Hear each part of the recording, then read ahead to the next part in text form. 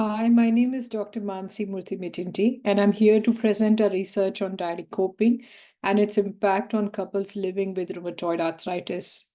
This work was done in collaboration with my colleagues from Discipline of Biostatistics, Flinders University, University of Sydney, University of New South Wales, University of Monash, Rheumatology units at the Royal North Shore Hospital in Sydney, and the Queen Elizabeth Hospital in South Australia.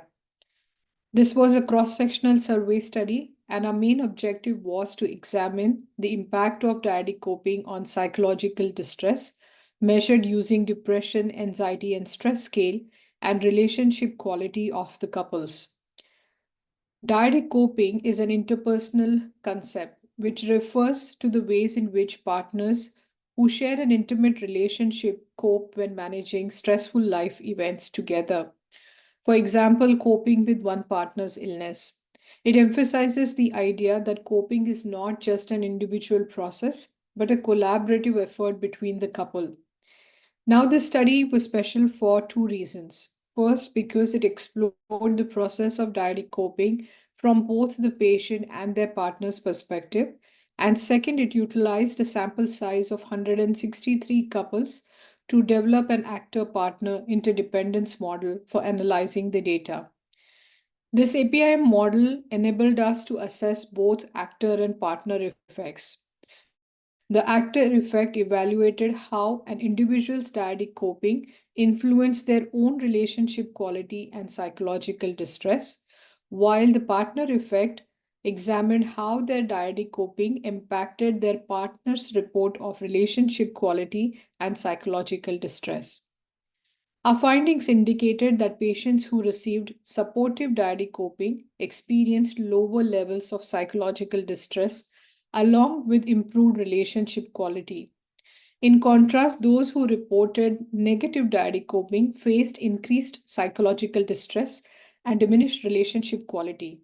When we looked at spouses who reported higher supportive dyadic coping enjoyed better relationship quality, although this did not significantly affect their levels of psychological distress. Conversely, when we looked at spouses who received higher negative dyadic coping, we saw that they reported higher levels of psychological distress along with a poor relationship quality. These results align with earlier research, but they're particularly intriguing as they are validated by a large Australian sample. While past studies have shown that negative spousal dyadic coping is closely linked to patients' distress and depression, our findings uniquely highlight that negative dyadic coping from patients can also increase distress and diminish relationship quality for their spouses.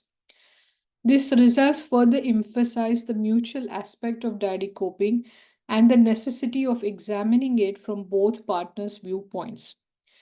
Given the unpredictable challenges posed by rheumatoid arthritis, along with the heightened risk of mental health concerns and the strain on relationships, it is essential to explore the integration of dyadic coping strategies when planning for long term management plans for this condition. A key limitation of our research is that most participants were of Caucasian descent, which may limit the applicability of our findings to couples from diverse cultural backgrounds. I hope this has sparked your curiosity about our paper, which has been featured as an editor's pick in the September issue of Journal of Rheumatology.